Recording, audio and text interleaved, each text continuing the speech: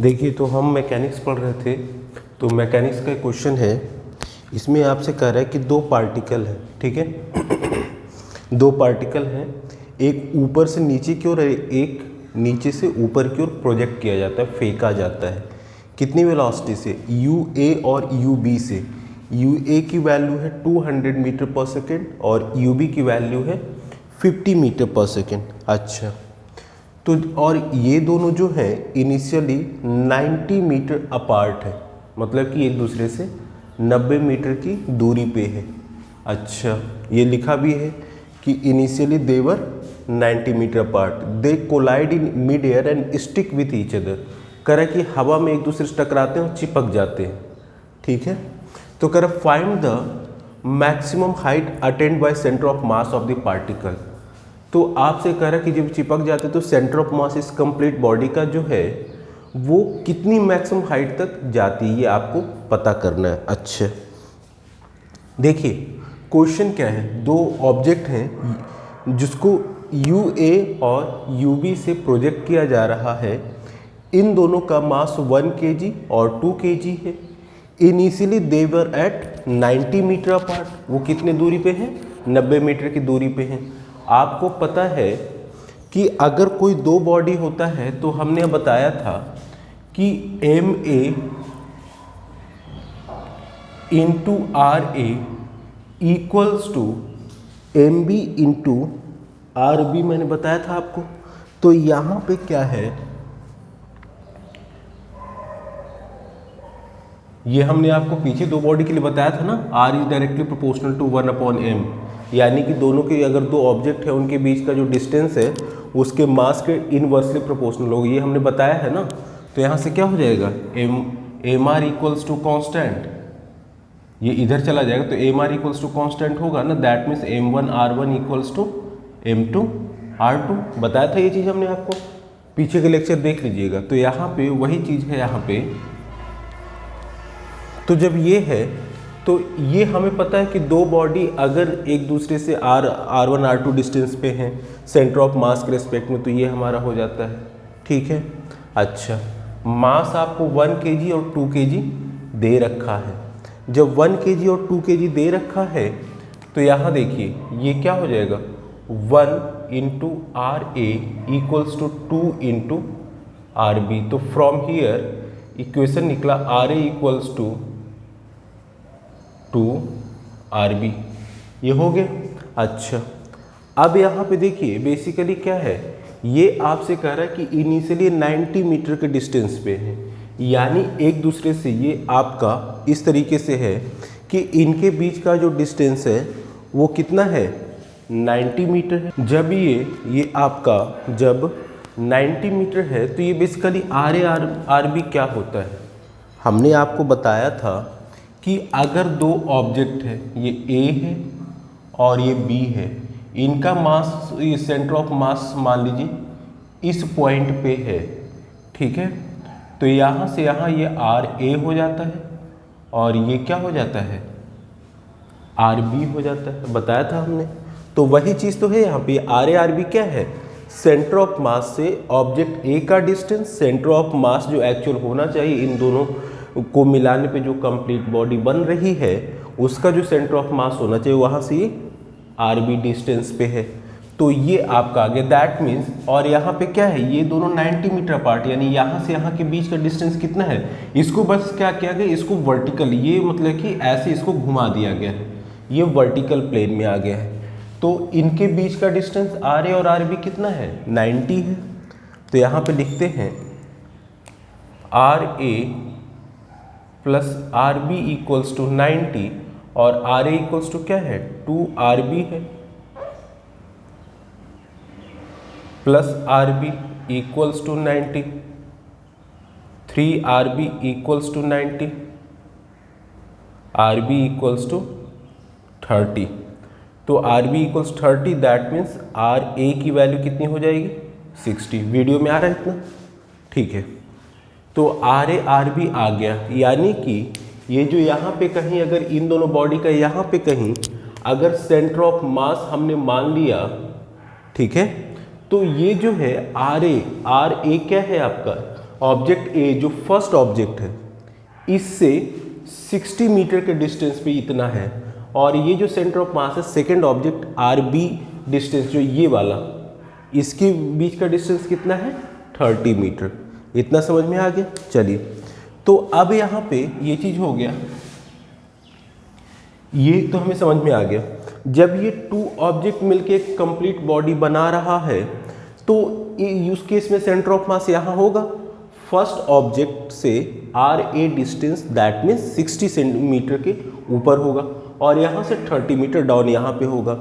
तो जब ये हवा में है और एक दूसरे से ऊपर से आता है और ये नीचे जाते हैं, एक दूसरे से कोलाइड चिपक जाते हैं, स्टिक करते हैं। कब? जब एक दूसरे को कोलाइड करते हैं, मतलब जब एक दूसरे से टकराते हैं तो चिपक जाते हैं। तो ये आपसे कह रहा है उस केस में यहाँ से आके यहाँ पे, मतलब कि ये दोनों एक दूसरे कोलाइड किए।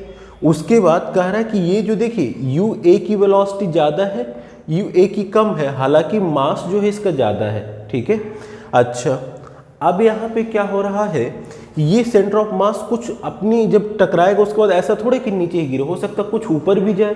तो मैक्सिमम हाइट जो है भाई, ये दोनों एक दूसरे से कोलाइड करेगा, टकराएगा, उसके बाद चिपक जाता है। चिपक जाने के बाद जैसे आया तो क्या ये नीचे चला जाएगा। इसकी वेलोसिटी ज़्यादा है, इसका मास ज़्यादा, लेकिन जो फर्स्ट पार्टिकल है इसका वेलोसिटी ज़्यादा है, तो हो सकता है कि ऊपर कुछ जाए। यहाँ से टकराने के बाद जैसे आ रही है ऐसे, ये आ रही है ऐसे टकरा के थोड़ा सा ऊपर जाएगा, तो ये इसका जो सेंटर ऑफ मास यहाँ पे है, ये मैक्सिमम कितनी हाइट तक जा सकता है, ये आपसे पूछ रहा है। तो देखिए आपको ये पता है v square equals to u square plus 2as, जहाँ पे ये s डिस्प्लेसमेंट होता है। जब ये फ्री फॉल होगा, ये हवा में प्लेन होगी, ये ऑब्जेक्ट होगा, तो a इक्वल्स टू g होता है और s इक्वल्स टू h ले लेते हैं। लेकिन यहाँ पे हमें इस कंप्लीट ऑब्जेक्ट का, जिसमें दो बॉडी हैं, एम ए मास और एम बी मास का दो ऑब्जेक्ट हैं, इस कंप्लीट बॉडी का एक्सेलरेशन कुछ और होगा, यानी कि सेंटर ऑफ मास का पहले हमें एक्सेलरेशन निकालना पड़ेगा। क्यों? क्योंकि हम किसी एक का नहीं ले रहे, इन दोनों को मिलाकर जो बॉडी बन रहा है, सिस्टम बन रहा है, हम उसकी बात कर रहे हैं। तो यहाँ पे हम पहले इस कंप्लीट सिस्टम का सेंटर ऑफ मास का एक्सेलरेशन निकालेंगे। कंप्लीट सिस्टम का ये एक्सेलरेशन निकालने का मतलब इस सेंटर ऑफ मास का पहले एक्सेलरेशन निकालेंगे। तो सेंटर ऑफ मास में कितने ऑब्जेक्ट हैं? दो ऑब्जेक्ट है ना, तो दोनों को पहले हम क्या करेंगे, दोनों को एक सिस्टम में मान के निकालेंगे। तो देखिए कहने का मतलब ये है कि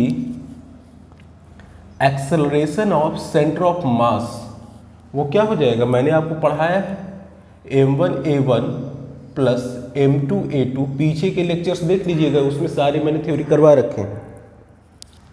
तो यहाँ पे अपॉन m1 प्लस m2 होता है। ठीक है, मास आपको दे रखा है 1। भाई अब ये जब ऊपर जाएगा तो किससे जाएगा, एक्सेलरेशन g से जाएगा ना, जाएगा, हवा में है, फ्रीली फॉल हो रहा है एक तरीके से, हवा में कोई फोर्स लग रहा, हमने फेंक दिया बस। अब एक ग्रेविटेशन का इफेक्ट आ गया, इस पे भी ग्रेविटेशन का इफेक्ट आ गया। तो यानी कि m1 इंटू जी प्लस 2 इंटू जी अपॉन 1 प्लस 2। अब देखिए यहाँ पे आप कहेंगे सर आपने तो ये अपवर्ड डायरेक्शन को पॉजिटिव लिया, नीचे को भी पॉजिटिव लिया। तो आपको एक ट्रिक है, जिस डायरेक्शन में फोर्स लग रहा हो, ठीक है, जिस डायरेक्शन में इफेक्टिव फोर्स लग रहा हो और उसी डायरेक्शन में अगर ऑब्जेक्ट का मूवमेंट है, ठीक है, उसी डायरेक्शन में अगर ऑब्जेक्ट का मूवमेंट है तो उस केस में एक्सेलरेशन पॉजिटिव होगा। देखिए हमने यहाँ से फोर्स लगाया, यू ए फोर्स लगाया ना, ऐसा नहीं कि हवा में अपने आप जा रहा है, यहाँ पे हमने U A velocity the, that means हमने सम फोर्स दिया। तो फोर्स किधर क्यों रहा है, अपवर्ड डायरेक्शन में। फोर्स अगर हम अपवर्ड डायरेक्शन में लगा रहे हैं तो मूवमेंट जो है वो भी हमारा अपवर्ड डायरेक्शन में है। तो इस केस में आप ट्रिक याद कर लीजिए कि जिस डायरेक्शन में फोर्स है, इफेक्टिव फोर्स, हो सकता है कई सारे फोर्स लग रहे हो, लेकिन सबका इफेक्टिव जिस डायरेक्शन में है और उसी डायरेक्शन में मूवमेंट है, तो उस केस में एक्सेलरेशन आप पॉजिटिव लेंगे। हम यहाँ पे ऊपर की ओर फोर्स लगा के यू ए वेलोसिटी दे रहे हैं और उसी डायरेक्शन में ऑब्जेक्ट मूव भी कर रहा है। ऐसा नहीं कि फोर्स ऊपर की ओर लग रहा है और ये ग्रेविटेशन का नीचे चला रहा है, ऐसा तो नहीं है, ये ऊपर ही जा रहा है। तो उस केस में हम यहाँ पे पॉजिटिव जी लेंगे, और चूंकि हवा में है, फ्रीली है, तो ए जी हो जाएगा, और ए इक्वल्स टू जी हो जाएगा, और वो कैसा होगा, पॉजिटिव होगा। तो यहाँ से g plus G 3g/3 that means equals to G. तो यहाँ पे यानी कि सेंटर ऑफ मास का एक्सेलरेशन जो होगा वो कितना होगा, g होगा। ठीक है, इतना समझ में आया।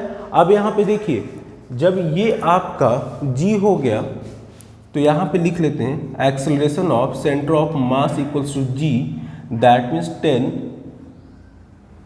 मीटर पर सेकेंड का स्क्वायर। अच्छा, अब हमने ये मान लिया कि ये एक दूसरे से कोलाइड कर चुके हैं। ठीक है, अच्छा, जब कोलाइड करने के बाद थोड़ी दूर, कोलाइड का मतलब एक दूसरे टकरा गए हैं। अब टकराने के बाद क्या है, दे स्टिक टुगेदर मतलब कि एक दूसरे से चिपक जाते हैं।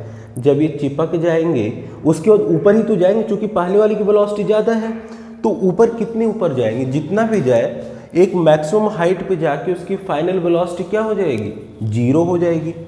अब यहाँ पे देखिए, तो v square equals to u square plus 2as, ये इक्वेशन हम जानते हैं ना, यहाँ पे ये तो हमें पता है। अच्छा, और लेकिन हमें इन दोनों का फाइनल वेलोसिटी तो हमें पता है, ये दोनों जब यहाँ पे कोलाइड कर जाएंगे, टकराएंगे तो स्टिक कर जाएंगे, तो फाइनल वेलोसिटी एक पर्टिकुलर हाइट पे जाके रुक जाएंगे, फिर वापस आएंगे। तो फाइनल वेलोसिटी तो हमें पता है ये क्या है, 0 है, बट इसका इनिशियल वेलोसिटी क्या है, इसका इनिशियल वेलोसिटी पहले देखते हैं। तो इनिशियल वेलोसिटी के लिए चूंकि दो ऑब्जेक्ट है, तो यहाँ पे एक बॉडी एक कंप्लीट सिस्टम बना रहा है, तो उसका वही m1u1 प्लस m2 u2। तो पहले हम इसका इनिशियल वेलोसिटी फाइंड करते हैं, फाइनल वेलोसिटी तो पता हो गया ना। तो यहाँ देखिए,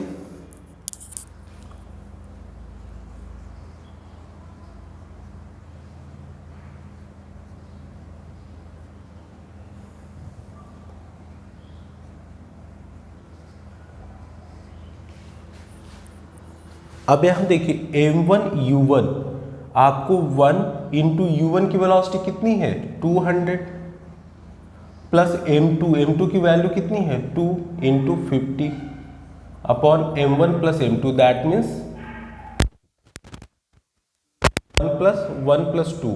तो यहाँ से 200 प्लस 100 कितना हो जाएगा, 300 अपॉन 3 दैट मीन्स 100 मीटर पर सेकेंड स्क्वायर। मीटर पर सेकेंड स्क्वायर क्या होता है, एक्सेलरेशन का होता है।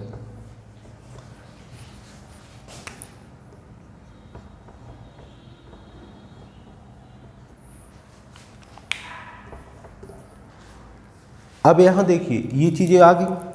अब यहाँ पे क्या है, ये आपका सेंटर ऑफ मास का इनिशियल वेलोसिटी, यानी कि जब दूसरे से कोलाइड करने के बाद स्टिक कर जाते हैं, उसके बाद ये इनिशियल वेलोसिटी, उसके बाद ही ऊपर किस वेलोसिटी जाएंगे, इस वेलोसिटी से जाएंगे।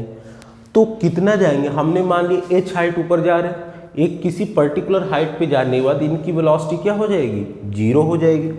तो यहाँ पे अब इक्वेशन लगाएंगे, v square equals to u square plus 2as, ये इक्वेशन हम जानते हैं।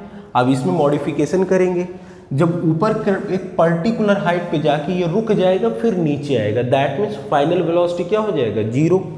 अच्छा, u आपका इनिशियल वेलोसिटी किसका, इस सिस्टम का, इसका ना ही इसका ना ही इसका, ये दोनों ऑब्जेक्ट मिलके जो एक सिस्टम बनाए हैं, उस सिस्टम का initial velocity that means centre of mass of complete body का इनिशियल वेलोसिटी कितना है, 100 मीटर। तो ये यू स्क्वायर। अच्छा, अब यहाँ पे जब ये पूरा एक सिस्टम ऊपर जा रहा है, तो यहाँ पे क्या हो रहा है, अब अबव टू ग्राउंड जा रहा है, तो यहाँ पे एक्सेलरेशन क्या हो जाएगा, -g हो जाएगा, -2 एक्सेलरेशन क्या हो जाएगा, -g, और कितना, ये a की वैल्यू कितनी होगी, g होगी ना। ठीक है, तो यहाँ से 2g इंटू s क्या हो जाएगा, वर्टिकल हाइट h हो जाएगा। ठीक है, अब यहाँ पे ये वैल्यू पुश करेंगे तो यहाँ पे ये 2gh माइनस को इधर आ जाएगा, तो यहाँ से हो जाएगा u square equals to 2gh, that means u square upon 2g equals to h। Video में आ रहा है इतना, ठीक है। तो यहाँ से हाइट आपका हो गया h equals to u square upon 2g। ये u क्या है, u सिस्टम का है, दैट मीन्स जो दो ऑब्जेक्ट मिलके जो ऑब्जेक्ट बना रहा है, सिस्टम बना रहा है, उसका इनिशियल वेलोसिटी कितना है हमारा, ये इनिशियल वेलोसिटी 100 मीटर पर सेकेंड। तो that means 100 into 100 upon 2 into 10, 0 से 0 कैंसिल, 5 2 जा, तो यहाँ पे आ गया 500 मीटर। तो यानी कि एक दूसरे से कोलाइड करने के बाद, और जस्ट अ मिनट, 100, एक मिनट यहाँ पे देखिए, ये जो है आपका, ये जो वेलोसिटी है, यहाँ पे देखिए वेलोसिटी हम ले रहे हैं ना, तो वेलोसिटी अगर लेंगे तो यहाँ पे कौन सी वैल्यू आ जाएगी, यहाँ पे आपकी नेगेटिव वैल्यू, क्योंकि अगर ये वेलोसिटी क्या है, वेक्टर क्वांटिटी है, तो अगर आप ऊपर से नीचे को आप क्या मान लीजिए, ये वाले को आप अगर पॉजिटिव मानेंगे तो ये क्या हो जाएगा, नेगेटिव हो जाएगा।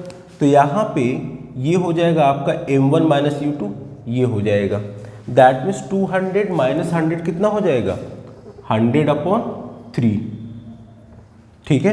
तो यहाँ पे इनिशियल वेलोसिटी जो होगा, दिस विल बी, वैल्यूज का पुट करेंगे तो देखिए 100 upon 3 into 100 upon 3 into 1 upon 2 into 10, 0 से 0 कैंसिल, 2 5 जा, तो ये आ जाएगा 500 अपॉन 9 मीटर, यानी कि इतनी हाइट पे जाएगा। यहाँ पे ये माइनस क्यों हो जाएगा, यहाँ पे वेलोसिटी है, अगर वेलोसिटी है तो वेक्टर क्वांटिटी है, और वेक्टर क्वांटिटी होती है तो आपको पता है कि अगर एक डायरेक्शन को आप पॉजिटिव ले रहे हैं तो उसके अपोजिट डायरेक्शन क्या लेंगे, नेगेटिव। तो यहाँ पे ये देखिए, अगर ऊपर से नीचे से ऊपर की ओर आप पॉजिटिव ले रहे हैं तो जाहिर सी बात है ऊपर से नीचे क्या है, अपोजिट डायरेक्शन है, तो इसका डायरेक्शन क्या हो जाएगा, नेगेटिव, ठीक है। इसलिए हमने यहाँ पे ये लिए हैं, ठीक है। और मास आपका ये पॉजिटिव है, m1 प्लस m2 फॉर्मूला होता है, ठीक है। चलिए नेक्स्ट क्वेश्चन नेक्स्ट लेक्चर में करेंगे।